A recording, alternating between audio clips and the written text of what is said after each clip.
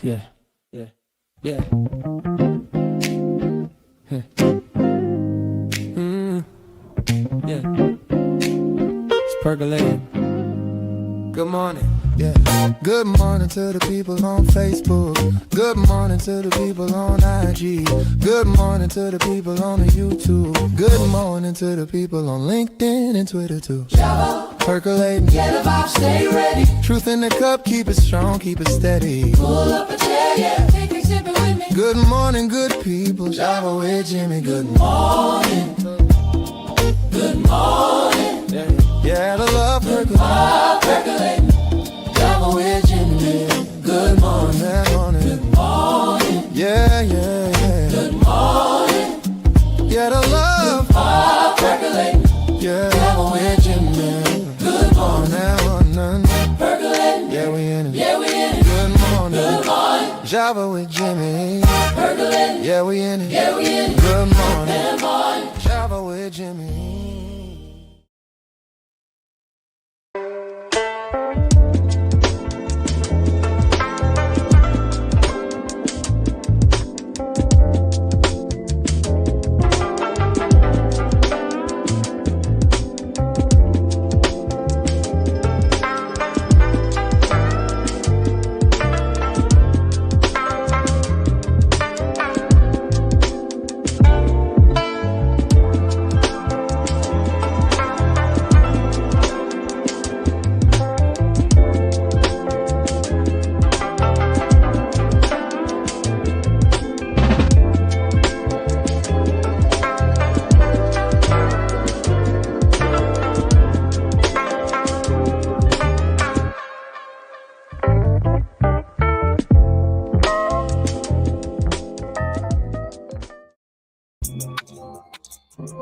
Good morning. Welcome to the Java Cafe. Java fam. Good morning, everybody. Good morning. Good morning. Good morning. Today is where's my ball? There we go. Today is Monday, February 23rd, 2026. And for those of us that are old enough, we might think we're living back in 1978. They are making comparisons to what's going on out there right now. They're making comparisons to the blizzard of 78. And so it's very interesting. I chimed in on our brother Mingo's post, and he's riding around in the city and critiquing the cleanup and things like that. But one of the things that will come up today, and I meant to actually mention this to my guests, and I'm sure they can speak to it, but it is Mental Health Monday. And one of the things that comes up as we're coming up on a time of COVID, remembering 6 years ago, last week and yesterday, today, as much as some of us are enjoying maybe a day off of work and working from home, for some that are dealing with seasonal affective disorder, isolation, our elders, we're going to talk about that just a little bit in context of what's going on with the weather right now. It does have an impact on your mental health. And so, as I've mentioned to you in the early part of the year, two areas that we want to be intentional about bringing in clinicians are on Mental Health Mondays, and also for our Your Healthy Java, which this is part of Your Healthy Java. Bringing in professionals. I've tried to hold it down. Dr. Brandy tried to hold it down, but her doctorate is in education. She's not a clinician. Post the MGH partnership, we have tried to work with clinicians to bring them in sparingly. But today I am very happy, thanks to a connection from Brother Royce Veal, to connect with some Black and brown folks Black folks, Black and brown, us, that move in the space of being clinicians and providers. And they have offices throughout Massachusetts. And I asked them in the beginning, before you all get started, yes, they are accepting new clients, new patients. And so without further ado, I'm going to bring in my guests, who is Dacia, also Lou and Edwina. And they are the co-founders and also our training and HR person at a collaborative that is called the Child and Family Wellness Center, along with Universal Behavioral Health Services. And so today we're glad to have them here. We're going to chat with them about a few things. The first thing that we're going to check in about is going to be what we've talked about here often, the impact of national politics. It is Black History Month. We see our history being erased. Some people are impacted by the recent death of Jesse Jackson growing up. There's a mental health impact on just about everything. We're also going to talk about the by their observation, the state of or just by their observation, Black mental health. Shout out to Toy Burton of Dee Dee's Cry that really focuses on that as one of our partners as well. And then we're going to hear a perspective. It is well, the young people have an extended vacation today. We'll find out later, maybe tomorrow.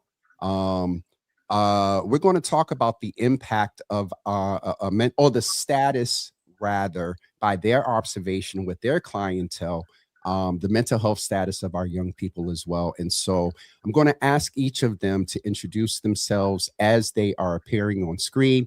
And the first person will be Dacia. So if you could say good morning and greet the folks. I'm going to switch it up a little bit and the order, and ask you to see if you could introduce yourself and also give us a word for your perspective of how things are when it comes to national politics and the impact on our mental health.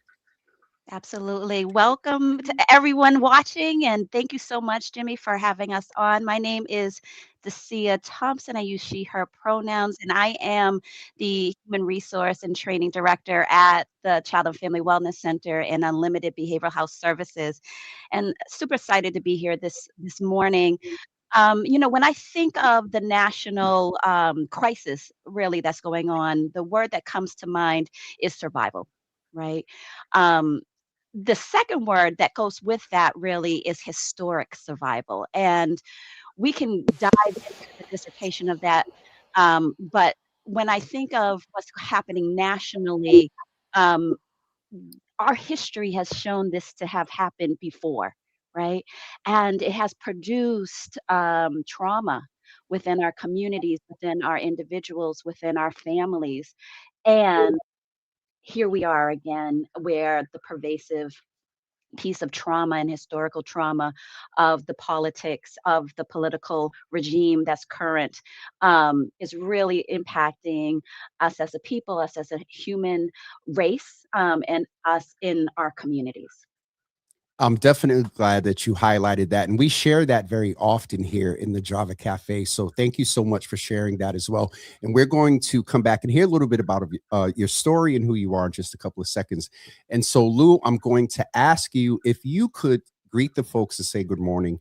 And then from your perspective, if you could give us one word based on who, your interaction with your clients, impact on you yourself, give us a word for the state of mental health on our Black community. Welcome and good morning. Hey, good morning. Good morning, Jimmy. Good morning, everyone. I'm not a coffee drinker, but today at Java Jimmy, I'm drinking some coffee. I think the state of the Black mental health is really about resilience. I think Dacia touched on it. We have been here before. We've gone through slavery, Jim Crow, and so forth, but we continue to strive and make it work. And that could mean that it is us sitting at a barbershop or hair salon, allowing and expressing ourselves to someone that to a listening ear that will give us some good advice as we move forward. But what we do know is how to survive and how to be resilient and any aspect or whatever comes about. I think what we do is how do we allow ourselves to build that strength to continue to fight and live for another day. For our children, for our families, for our communities. I definitely appreciate that perspective. There, is this belief that if America catches a cold, and this came up a lot during COVID, the Black community catches the flu. And there is a general impact of what's going on, as Dacia talked about, from a national perspective. But again, it's a different impact on us as Black folks in here trying to be American, whatever that means. I'm also going to ask Edwina if she would just share with us from her perspective about say good morning as well, and also from your perspective and the clients and young people that you're seeing. What is your word for the impact of what's going on our young people? Good morning and welcome to the Java Cafe. Good morning. Good morning. Welcome, community. Thank you for having us on today. It's such a pleasure. To speak about the children and the youth in our community and this world, I said overexposed, the amount of social media that's out there, the adult stresses that are out there, not even to add what our current government is impacting on our children and youth. Just the violence, the just all of this instability, what's going on in our world. We go from one extreme with this fabulous president we have into what we have now, and it's confusing. You know, just the promoting of the violence and the dictatorship. So my word is overexposed. I appreciate that. And so I'm going to come back and start this segment with Lou. And Lou, if you could just tell us a little bit about who you are in your story, and as a co-founder of the Child and Family Wellness Center, just give us a little bit about who you are and what led you to, what led you to create or curate this business in space that focuses on mental health. Thanks, Jimmy. Who I am. I'm an immigrant. I think I connect with that first because I came to this country at 12 years old. I went to school, I graduated, and I think I'm a problem solver, and I look to seek and find how do I help and solve problems, and how do I help and support others. I worked at DCF for a number of years. With that, I ended up going to school and graduated with MSW. And working out in the field after leaving DCF, I recognized there was a gap missing for social workers who are looking to serve the community, but don't have access. And the other piece that a lot of social workers struggle with, their finances and how to make sure that they are compensated well for the work that they do. We are the helpers, but who's helping us? So that's exactly the reason why I helped co-found the Child and Family Wellness Center, is to create the opportunities for other social workers to create a career success path for them, and see on the horizon what different opportunities lie ahead. I think I coupled it with my social work degree and my bachelor's degree, which is in business administration. So therefore, I'm able to really combine the two and see how we can really do the community work that social workers have always done, but in a different capacity. And that could be helping somebody launch their own clinic. That could be helping somebody launch their own practice. That could be helping someone develop their own programs to how to serve the community at large. Because I find that therapy is really an art form, and everyone is a different artist. It's like a different rapper. Kendrick Lamar and Jay-Z they may say similar things, but they deliver it differently. I definitely appreciate that perspective. And you brought it right home with the example, around the fact that, they're not like us.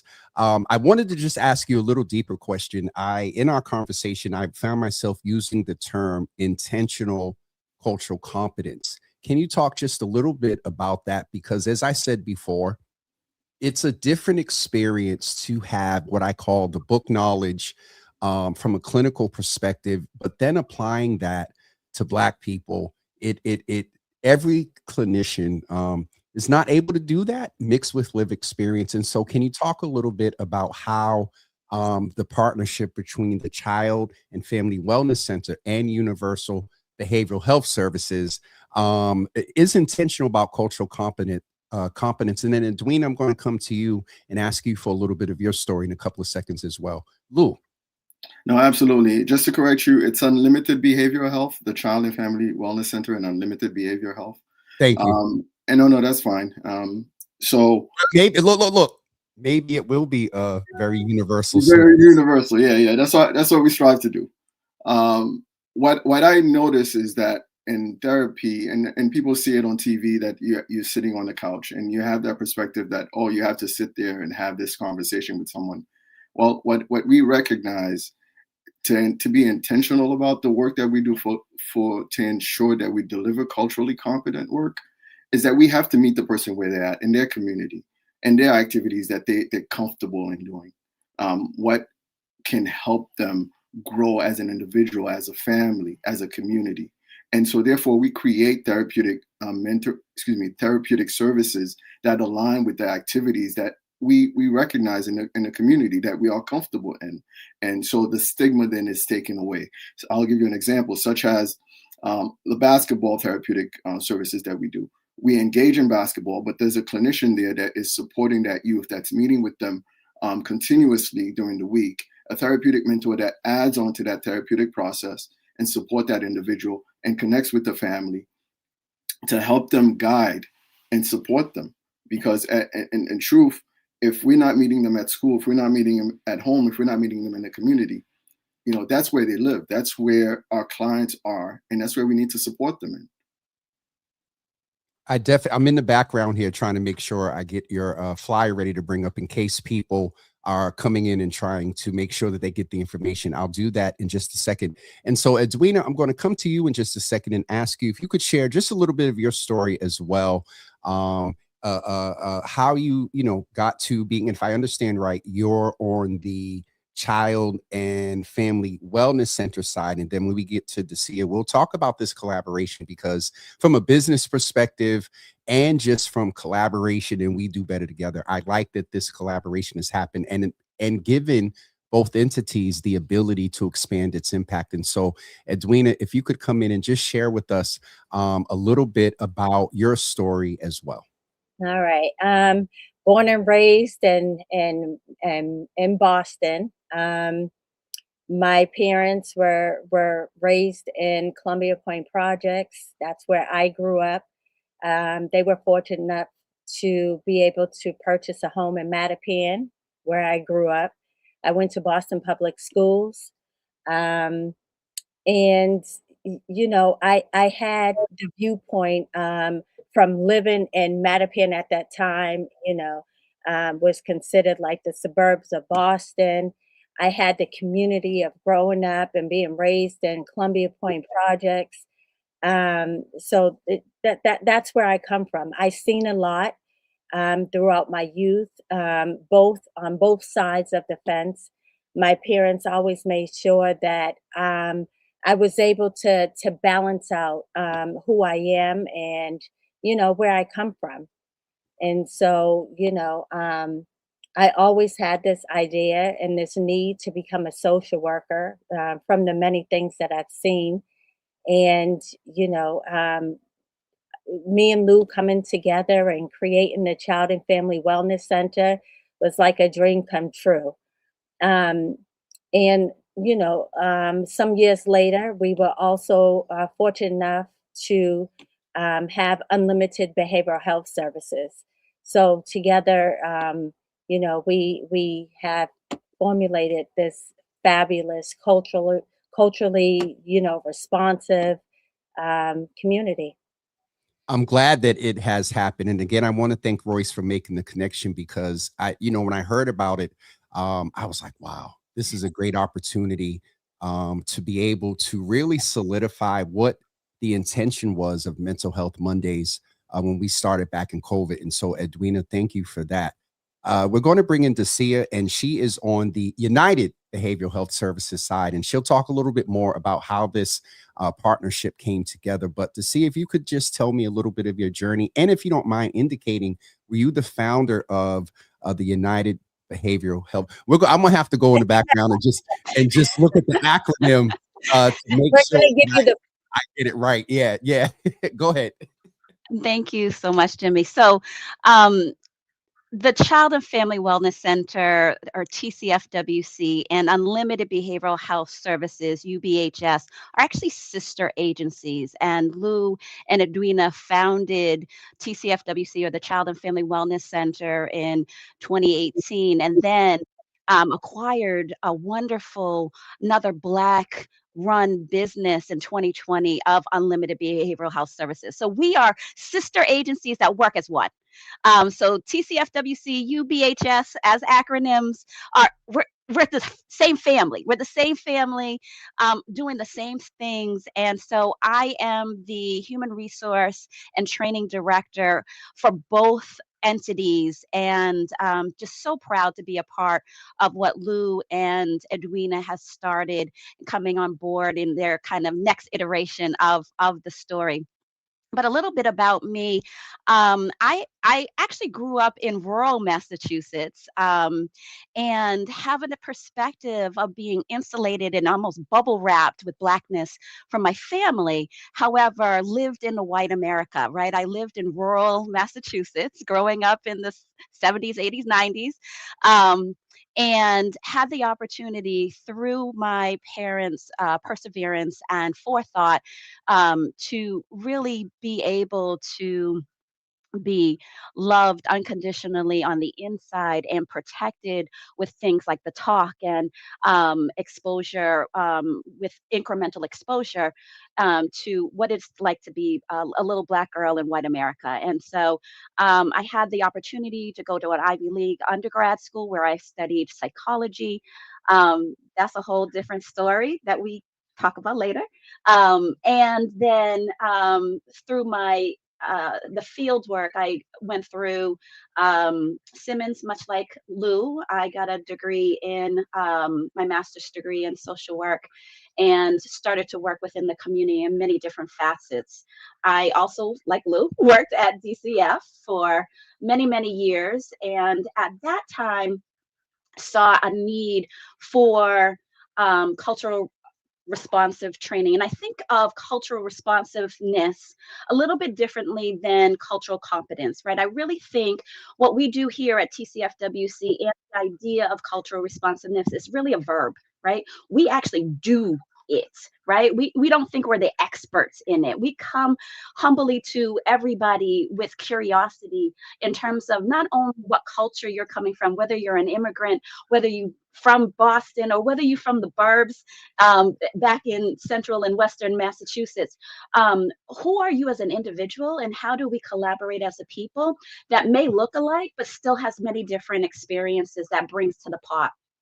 I think that the Child and Family Wellness Center and Unlimited Behavioral Health Services really has a vision for not only working with our community, our families, our youth, which are really, really important. But the thing that sold me is this vision of this organization really also looks at the provider, the clinical provider. And as Lou had mentioned, right, we're bringing in an opportunity for people that look like us, to have journeys like Lou, Edwina, and I, to have something done better, have something done differently, because we actually get it, right? And when you're going to somebody to talk to them, it's really helpful if they get it, if they understand, if some of their journey was similar to yours, that they can sit in more than just compassion, but they can simply sit in empathy, right? That's what TCFWC and UBHS does. We're bringing in clinicians because we get it. We get it. Those who are bringing our providers in are having these initial conversations. We never do interviews. We have initial conversations because we're working in a human service field with humans. Our providers are humans, just like our community members, our youth. They're humans. And so TCFWC does a real difference in the fact that we're coming from a perspective that we are human. We're coming from a perspective that everybody has life experience that is meaningful and is is what brings in the cultural responsiveness, the doing, the action, right? And we are embedded in our communities throughout the Commonwealth, not just Boston, but throughout the Commonwealth, which is why it's so important to me that people, we have a satellite office in Leominster. That's where I grew up, right? Leominster, right there, to see that culture, which is a little bit different than the one in Boston, but just as important and just as flavorful, and just as needy in terms of our way of doing our therapeutic services. So thank you so much for having us on today. This is super exciting. I listen. I'm sitting here. I'm like, I understand why you do human resources in the studio. Absolutely. Isn't she wonderful? She can tell my story better than I could tell my own story. That's why all the people need to come and be hired to TCFWC, because I do the orientation and do the whole history in a more dynamic way. So this is just a piece of what to expect when you come on board with us. Well, speaking of pieces, I love when a guest gives me the opportunity to segue into our next segment. And so I wanted to ask, and I'm not sure who's going to do this. Let me know. But let's go over the services, because you offer individual therapy, you offer group therapy, you offer family therapy, you offer it for children, and you offer it for adults. In our conversation, I was mentioning something about gambling addiction, and you were sitting there writing down notes like, well, we're getting ready to offer that too. And so who is going to let us know about the services that are offered? Is that you, Edwina, or Dacia? No, I let Dacia take it. Dacia, thank you. And thank you for correcting me. There's a joke here in the Java Cafe that I am not, I mess up names often. So Dacia, please go ahead and let us know about the services. Unfortunately, I'm going to try something. I want to get the flyer up, but Chrome tells me I have to log out. This has happened before. So I'm going to put you on. Actually, I'm just going to figure Jimmy, out. I can talk. I can take it away. I can talk and talk and talk if you need that. I got you. You see how we're responsive to each other. You see how we're responsive to each other. We just jump on in. This is community. This is family. I got you. Do what you need to do, and I got you. I definitely appreciate that. So tell us about the services, and I'm going to figure this out in the background here. Absolutely, absolutely. Our solid foundational services are in-home and community services. We do outpatient work, and not just outpatient telehealth, which we can do that. However, we recognize that the human piece of therapy is so valuable. So we offer in-person, one-to-one individual therapy, and we have offices within the Springfield area, the Leominster Central area, Saugus. Boston is our hub. We have Brockton, Attleboro, and we have fingers starting to get into Fall River, Norwood. And so we're covered the whole Commonwealth in terms of being able to do one-to-one therapeutic services with individuals of all ages. Our youngest is typically around the 5-year-old mark, and our oldest is as old as they allow us to support, right? One of the cultural responsive pieces is not just working with the racial composite, but it's also working with the generational need. We also will be having in late spring an adult day health center. And that is for our elders. That is for our wisdom in terms of creating a safe space for them to also be able to not be isolated, to build community, to be purposeful, to get back into the community in a really dynamic way. And that will also offer the traditional adult day health services, like activities and lunch and snacks, but also the therapeutic part that we do so well, which is a cultural responsive meet you where you're at and literally bring you to a beautiful facility in Mattapan. We also do in-home therapy, and that's with a team where you have a clinician that's really working on the dynamics of the family for the benefit of the youth, having a really wonderful integration back into the home if they're outside, but also if they're inside, to make it work, right? To make it work that much better.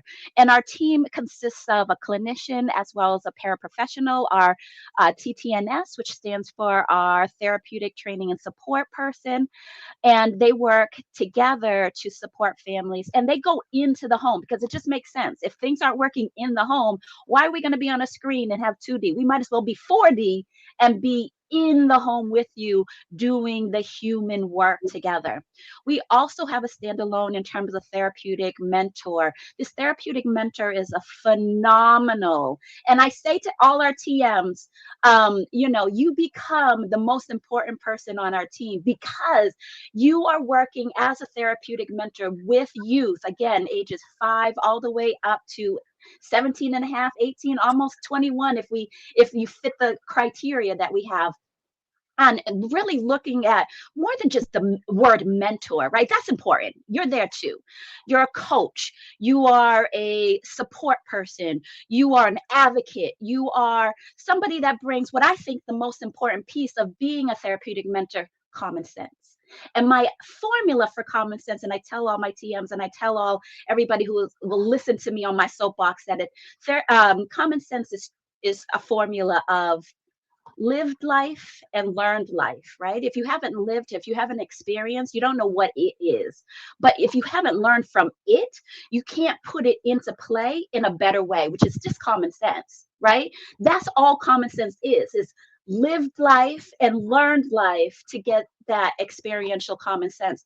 And our kids are brilliant. I think every kid is an angel and brilliant. They just haven't lived long enough. And so if we have a therapeutic mentor who has common sense, their lived life and learned life, to then support our youth in having a better opportunity to do what makes the most sense for them, then they have somebody who gets it, who supports them. And again, they're not just a big brother, big sister. That's actually not what they are, right? The therapeutic piece is they bestow all of it, creative solutions around how to build skills for them to have a better existence in the now.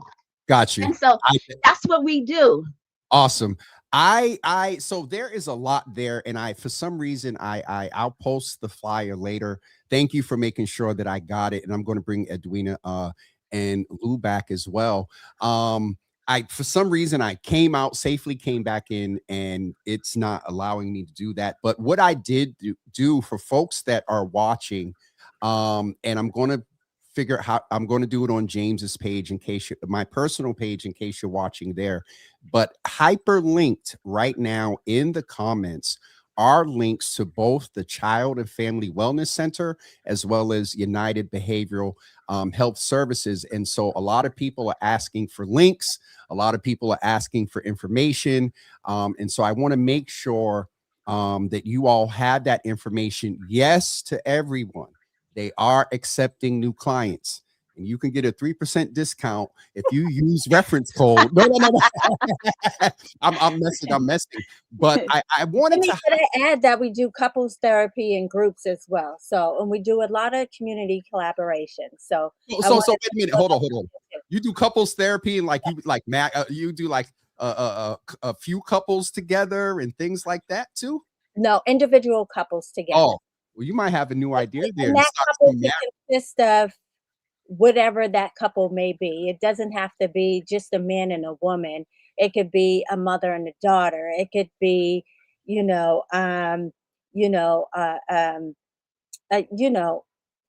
business couple. So. So to that point, I want to ask Lou, just the observation very quickly. I used to have a segment called Black Mental Wealth. And with your clinical degree and your business degree, I did observe for you, and Dacia talked about this, that it's not just about the end user and the clients that you're working with, but you are taking a business approach in a clinical space to make sure that people are putting their mask on first. Absolutely. Can you just give us a little bit, as someone who's an entrepreneur, as someone who struggles, and this is impromptu. As someone who struggles, there is this, and we might need to talk offline there and get Royce involved too. There's this perspective of Black mental wealth, how we spend our money, how we gain it, the fight that we have to gain assets and capital. And so I see how you're moving. And so I haven't tapped into something that is one of your specialties. Now, I will ask you to give me about 45 seconds. We're a little bit over time, and I hope you guys, because we all in the house anyway. But can you give me, because I do have entrepreneurs that watch, and I think that I can't let that observation go without digging deeper into it. Yeah, no, absolutely. I think in terms of the community collaboration and partnerships that we're creating, we are going to partner up with the Barbershop Clinic. And it's a forum that allows men, up to 10 men, to sit in a barbershop and discuss mental health. And what we are looking to do is to couple that with some financial education. I've connected with a clinician who's creating a curriculum specifically on how to train providers and help them with their own finances. His name is Cordero Slash.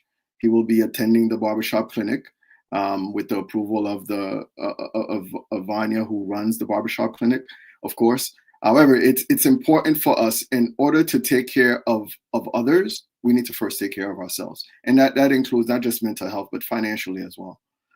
It's important, because if we have businesses, we are able to hire each other. The people that work for us will look like us, and we could expand that and grow that. And it's so important, because without having that financial access, you can't go anywhere. You know, I recognize a lot of our businesses, Black businesses, what they lack is capital. Not the product, not the service. It's just the capital to expand. And that could be a landscaper, that could be a contractor doing construction work, that could be anything, that could be a clinic.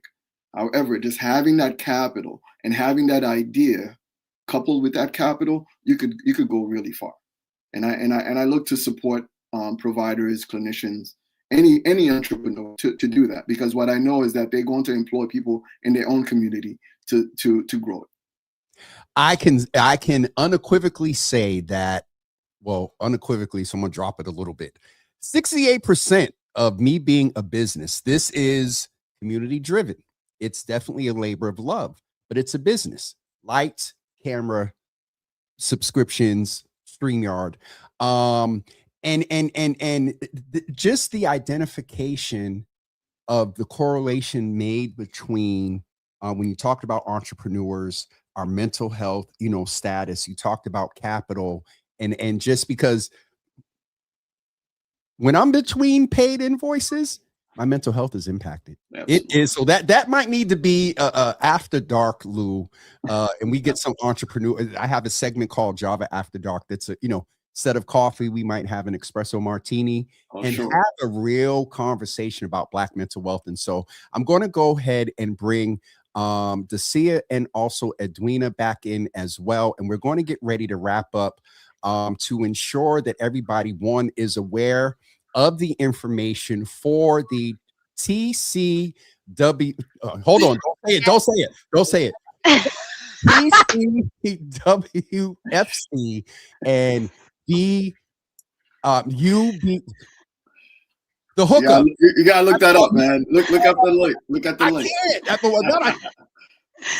can't here and say I can't. Look, I told you the flyer. I can see it on the screen here. But listen, Jimmy, you're gonna get so much when you are able to say it 5 times fast. TCFWC, TCFWC, TCFWC, TCFWC, TCFWC. The Child and Family Wellness Center. TCFWC, and then UBHC. UBHS. Unlimited. We were so glad to have our guest this morning. I really appreciate all three of you being here, and these light moments of what I quickly and appropriately so classify as Black joy is so much part of that piece, Lou, of putting on the mask for yourself and with everything that we named in the early part of the show with what we're dealing. And so I wanted to ask all three of you to give us some closing just statements about what you would encourage people to do that are, watching today, at least for the 6 years here, or maybe before, maybe 2 weeks or 2 days, or even today while sitting in the house, someone says, hey, I need to talk to somebody. To see, I'm going to start with you because as a spokesperson, you can you can go. And I just wanted to acknowledge a young man here that I believe and he has I don't know to see For Carlos. have you observed his mental health journey over the last few years? And just I love this dude. He's such a part of my political, personal, and growth as a Black man in this space. And so I just wanted to mention that Carlos had shouted you out as a former neighbor and knows Thank of your you. work. Yes, Carlos. He's been on here a lot. Black men's mental health, the intersections that come with me. And so I just wanted to shout that king out that was shouting you out as well. And so Dacia, what would you say to people? Now, I love you. You got to give me about Edwin is cracking up. I got you, fam. I got you. Give me a minute of what I less than that. I got you. Okay, go ahead. Get it. Here's what I'll say to you. You matter. Yes. Everybody who comes to us, you matter. And we will show you that in action, that you matter. It's not just words with us, it's action. You matter. Okay. I was bracing myself. I said a minute and I was bracing myself for 93 seconds. You did not shut me down real quick. Edwina, what would you say? And I'm going to be a little specific with you since you had talked about youth, especially in the past 8 or 9 days. Can I make a comment for social workers as well? Please. Yes. Social work matters. Social work is a profession. Our current government is working towards saying that social work is not a profession. It is a profession. We service humanity, and we are needed. Okay, I'm still good. Now that goes a little and lends to the question I'm about to ask, but you and Dacia are shutting it down. I'm going to wait and see what Lou does. He'll probably have me slipping up on the desk. Well, I might be hitting you up to get authorization for 6 visits. I used to do auths for behavioral health. Okay. That in itself needs therapy. So, Edwina, if you don't mind, and thank you, you matter, social worker, and that's inclusive of you matter, our providers. But given these last 8 or 9 days, and I've often said online, there have been incidents, the Braintree incident, maybe older young people. There was, some observation and perception of young people riding their bikes through Chinatown. And then what was the other thing? Oh, some young people that kicked a man and he got hurt there on the Back Bay platform. Mm-hmm. And so with all of that said, can you, in the context of parents and maybe older young adults, I believe it's after 14 or 16, they can pursue and oversee their own health care.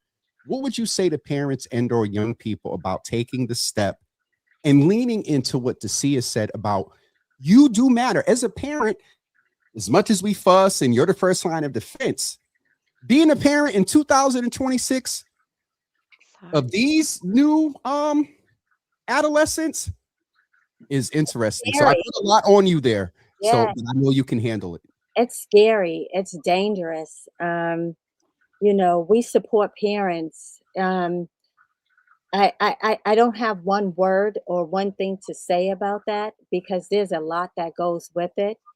We try to control what our children do, what they see. And it's very hard. It's very hard. And coming together, having parents come together to talk this out on the best ways we could support our kids social media plays so much and is so damaging to our youth. So I can't answer that question fully.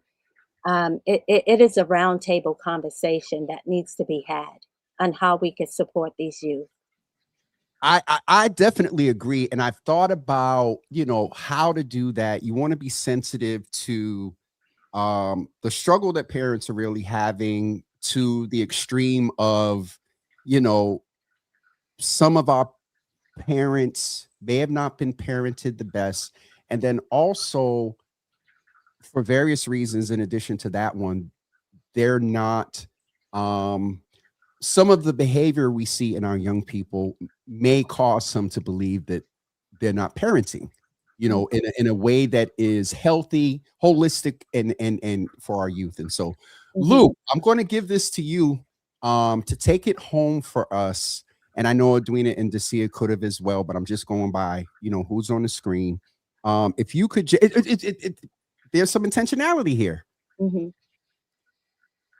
Men, specifically Black men. Dacia, Carlos, and I have talked about the fact that, and as much as a lot of conversation is going on, there is still, unfortunately, this perception of addressing your feelings and being emotionally intelligent is soft and things like that. And so, Lou, I'm kind of glad that we're ending out with you, because our population is probably the hardest to break through.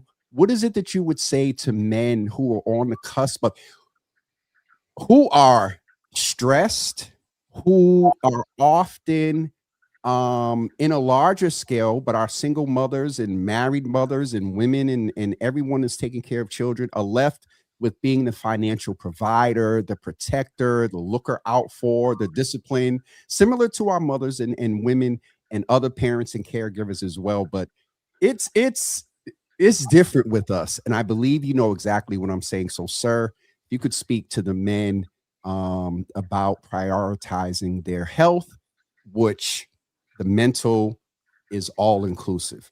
Yeah, no, absolutely. I think it's about creating a safe space.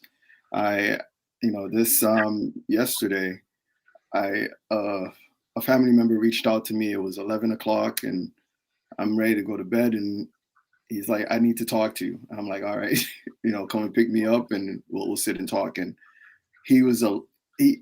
I was able to create that safe space for him and be that individual to connect to allow them to just express his thoughts and where he's at. Talking about depression, talking about suicidality, and all of this. But if I was not available, I would hope that he found someone else that could have and create that safe space for him to share his thoughts.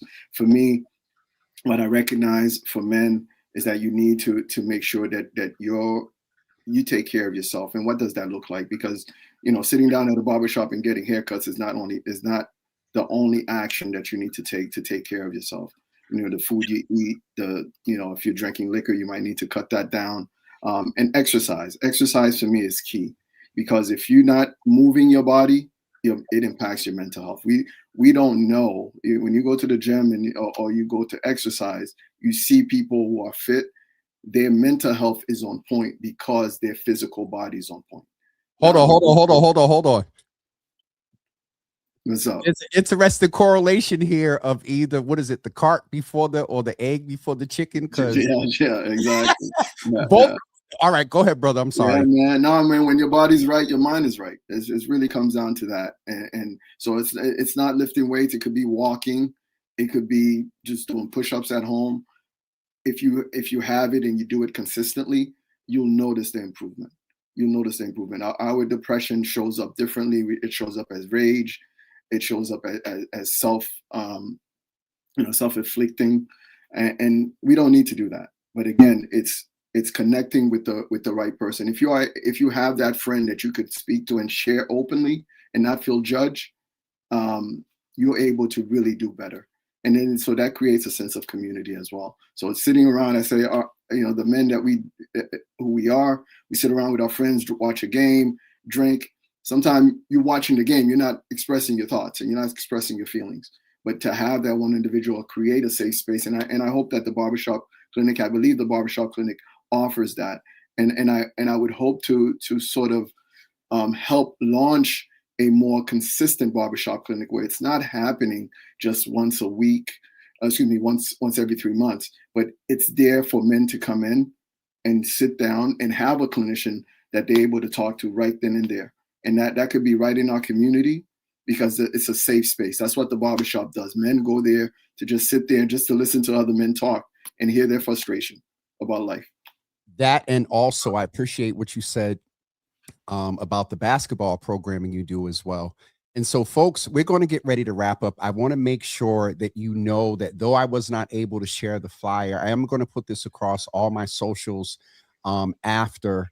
But I wanted to make sure that you knew that the links, and let me go to James right now before they beat me up.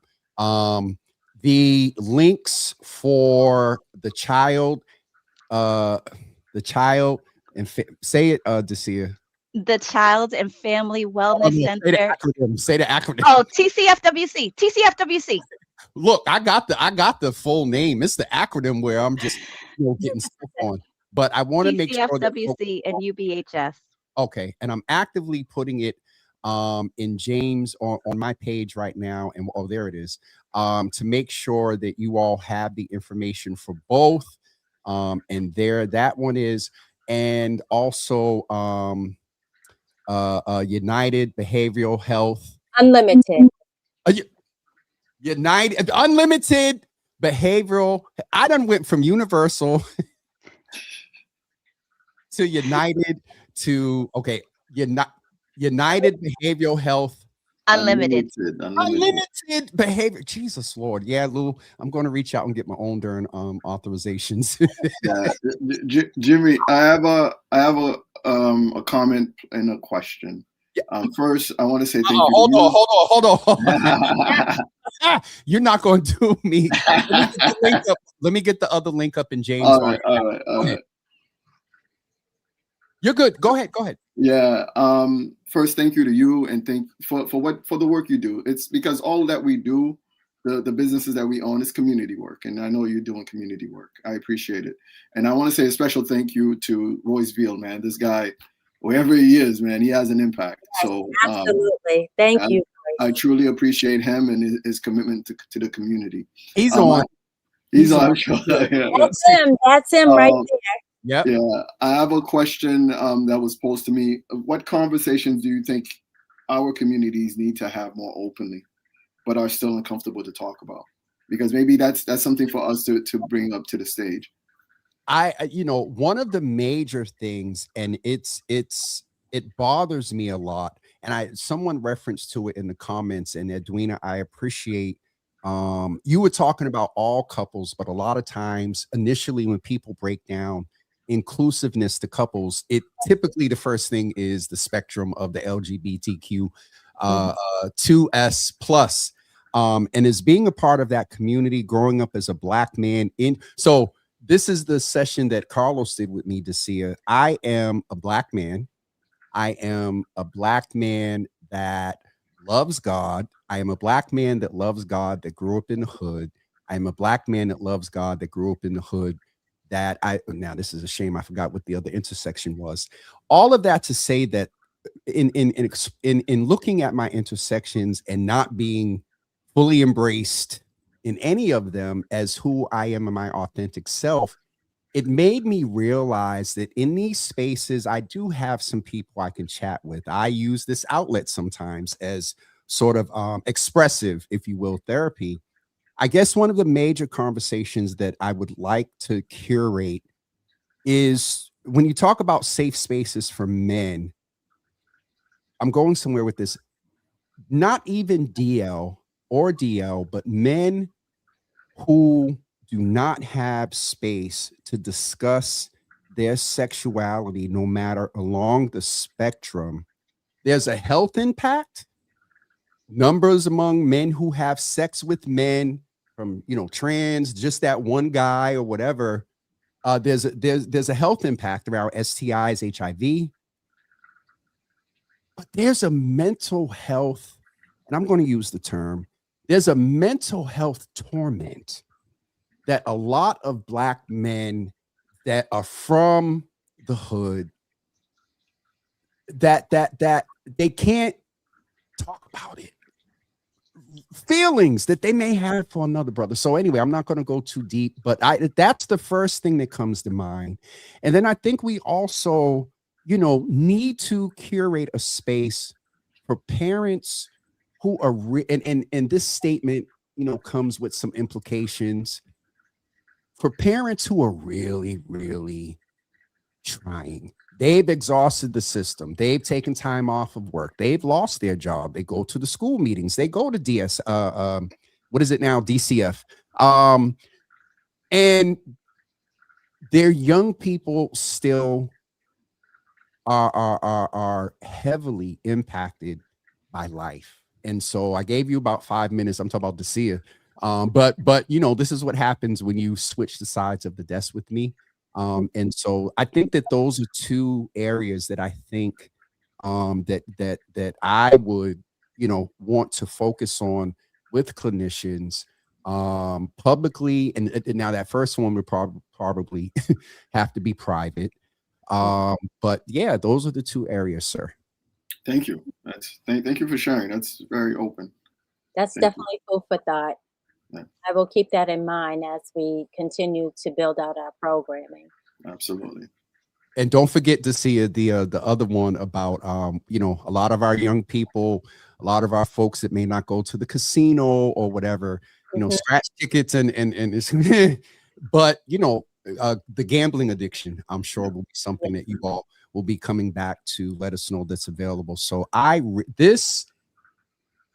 had an expectation, but I mean, this, I believe, exceeded my expectations. And I hope that folks know that, one, you all are accepting clients. And two, I just want to reiterate that the links to both of their websites are on the James page on Facebook, the YouTube page, Java with Jimmy on Facebook, LinkedIn. I don't think it's going over to there yet. But if you're watching, you can definitely, and you can Google them. Unlimited. Could I please add that we're also looking for providers, providers from our community as clinicians, as therapeutic mentors.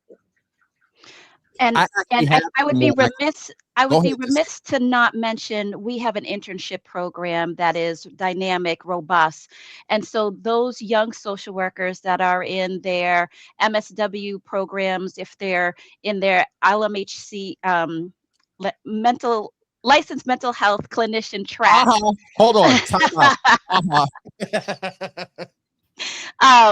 We can support them as well. I mean, the vision of TCFWC, the Child and Family Wellness Center and Unlimited Behavioral Health, is to support our clinicians to not have the same journey as Edwina, Lou, and I, which was one that was riddled with lack of support. We want to be able to support our young clinicians, one that has training opportunities to learn different specialties, one that has supervisors that look like them, understand them, right? We offer all of this to our budding social worker field.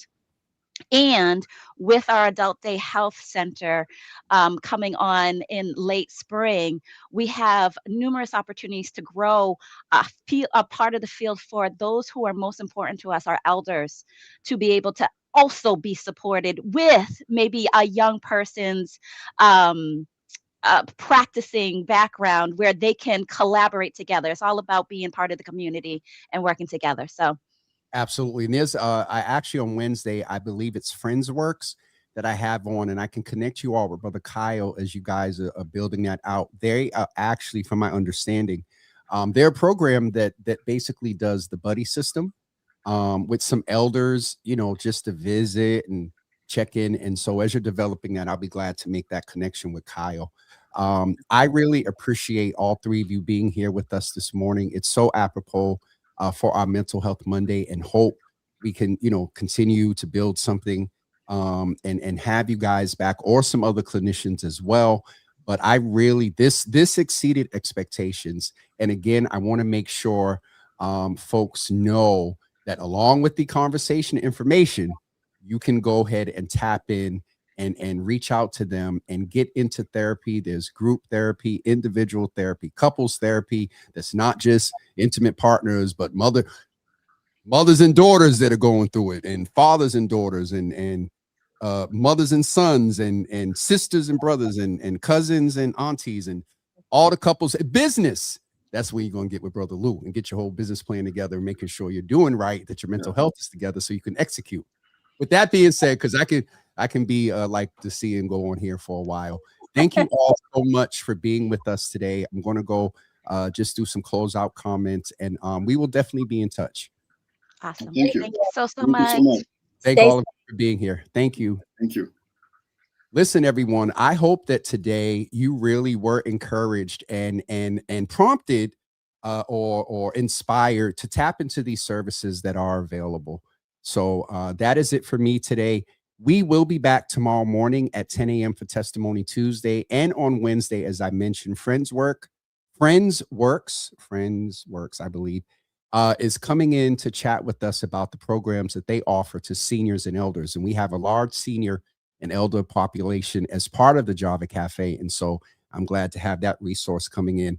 I think that is it for announcements. Please, you all, stay your happy selves in the house.